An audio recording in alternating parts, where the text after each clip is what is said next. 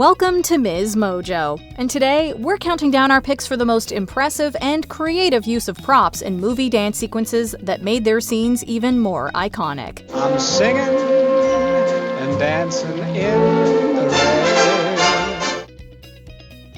Number 10. Mein Herr, Cabaret. If you've ever been to a dance or fitness class, someone's probably told you to squeeze your core. And honestly, the Kit Kat Club dancers must have cores of steel. So I do what I do.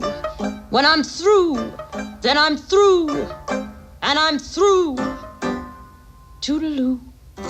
The way they position themselves across those chairs at all kinds of angles and balances without even the tiniest leg wobble is sensational. Fosse's choreography is all about control, style, and tiny, sharp gestures like a flick of the wrist or a tilt of the head. But now it's over.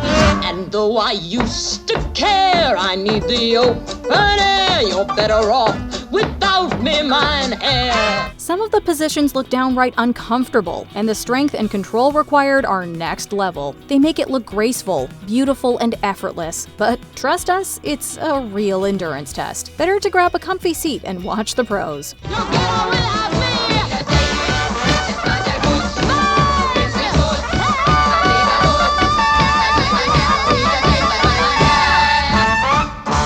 Number 9. Me Ol' Bamboo, Chitty Chitty Bang Bang. Dick Van Dyke himself has called this the hardest dance he ever had to learn. And unsurprisingly, it took more than a few takes to get it close to perfect. 23 takes we did of that. And if you ever see the movie, I catch it on my heel, I go,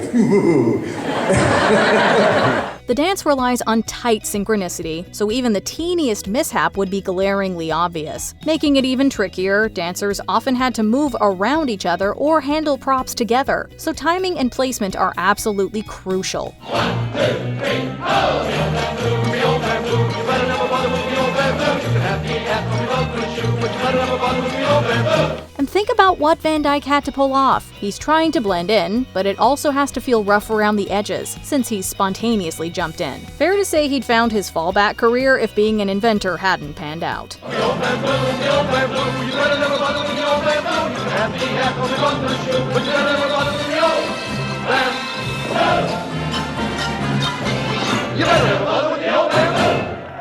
Number 8. Turbo's Broom Dance, Breakin'. This film is packed with standout choreography, but few moments had audiences as glued to their screens as Turbo's gravity and logic-defying broom dance.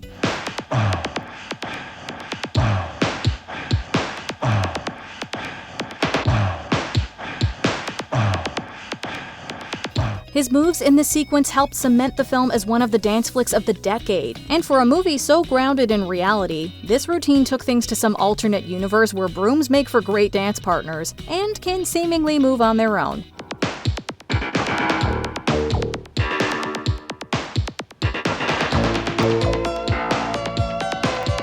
Sure, it was the 80s, so the special effects weren't exactly flawless, but watching Turbo lose himself in the groove while the broom floats independently was a brilliantly creative touch and a fantastic testament to the power of dance.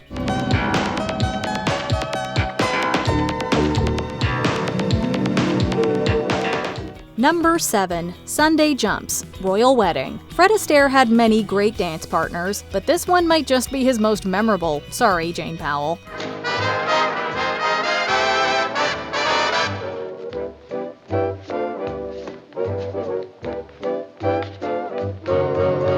Apparently, the idea behind this sequence was Astaire's way of poking fun at performers like himself, who famously abided by grueling routines, often to the frustration of their human dance partners. The magic of this number lies in how convincingly he makes the hat rack seem alive. It almost seems to respond to him and dance back.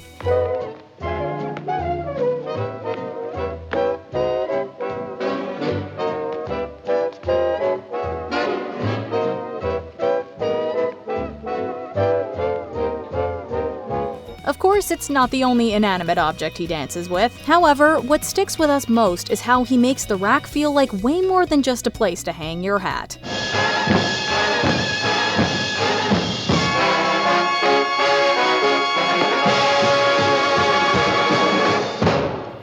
Number 6. Get your head in the game. High School Musical. Legendary choreographer Kenny Ortega calls this his favorite number from the HSM franchise. Inspired by his mentor, Gene Kelly, he loved being able to fuse dance and sport.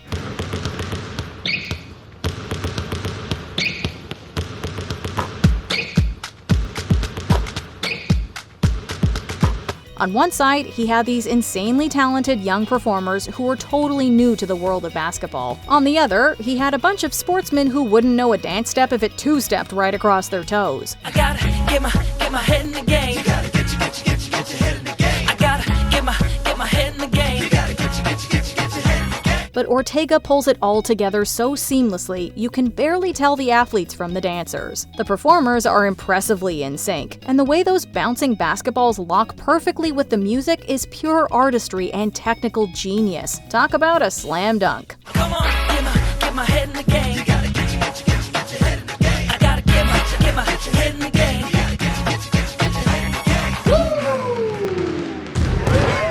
Number 5. The Bottle Dance. Fiddler on the Roof. Although dance is a big part of Jewish weddings, sorry to disappoint, it's highly unlikely you'll see anyone donning bottles at one.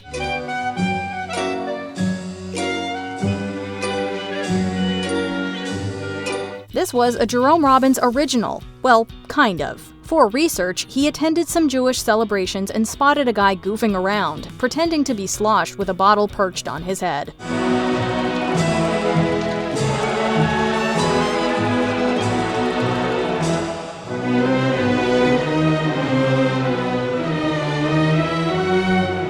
That's when the light bulb went off. Whether on stage or screen, this dance has a level of control and poise that never fails to amaze. And believe it or not, sometimes there's no Hollywood trickery helping them keep that perfect bottle balanced. I chose to do it with no tricks.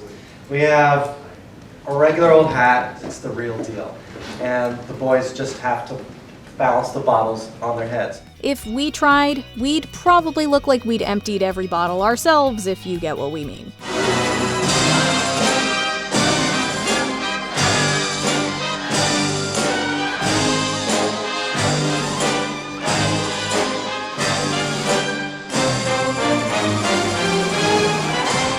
Number 4. Let's call the whole thing off. Shall we dance? Ginger Rogers is credited with saying she did everything her male partners did, just backwards and in high heels. Well, in this number, they upped the ante together by doing it all on roller skates.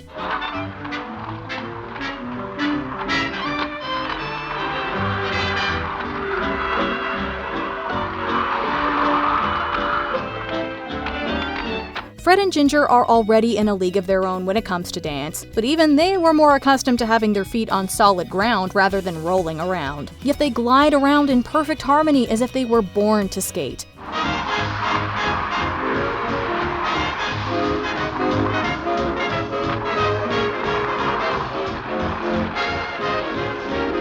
Also, who else could make falling look so elegant? It's not the only roller skate number we love, but its extra level of coordination gives it an edge over its always fair weather and Xanadu.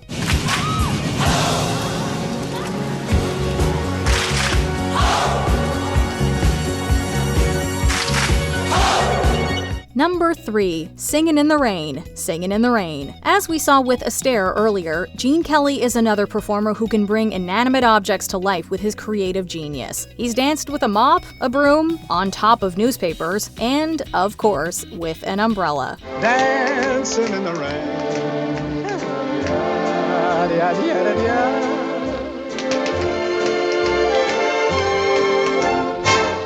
I'm happy again. Do movie dance sequences get more iconic than this? Co-choreographed, directed, and performed by the man himself. While some shout their love from the rooftop, Kelly's Don Lockwood sings and dances it out in the rain.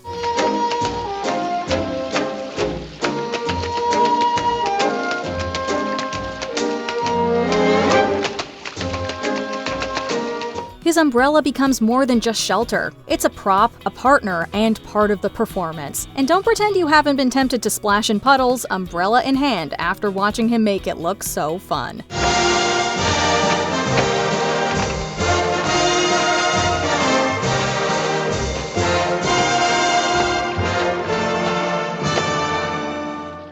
Number 2. Let's Say It with Firecrackers, Holiday Inn. Now we're just showing off. It might be the holiday season, but Fred Astaire brings the heat to Holiday Inn. Literally. In this scene, Ted breaks into an impromptu tap dance routine accompanied by firecrackers. He really went high stakes with this one, chucking down the explosives despite the very real risk of setting the set aflame or giving that cigarette in his mouth a little too much light.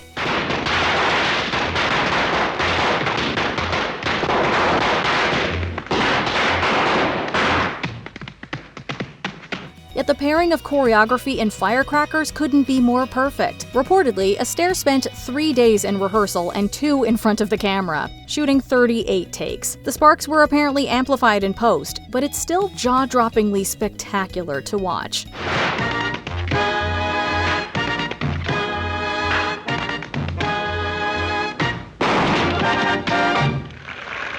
Before we continue, be sure to subscribe to our channel and ring the bell to get notified about our latest videos. You have the option to be notified for occasional videos or all of them. If you're on your phone, make sure you go into your settings and switch on notifications. Number 1. Barn-raising dance, 7 brides for 7 brothers. In the dance-off to win all dance-offs, the brothers go head-to-head with their rivals in this outstanding display of artistry and athleticism.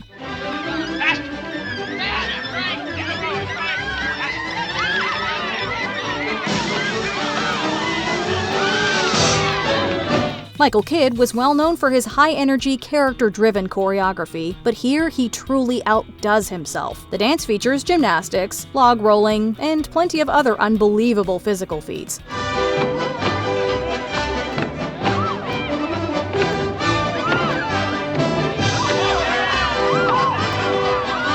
The dancers barely pass a prop without turning it into part of the routine. And yes, this goes on for nearly 7 minutes. It's just creativity and showmanship at its finest. No wonder the ladies choose the Ponapis. They throw in everything and the kitchen sink. And frankly, if there had been a kitchen sink, they'd have danced on it too.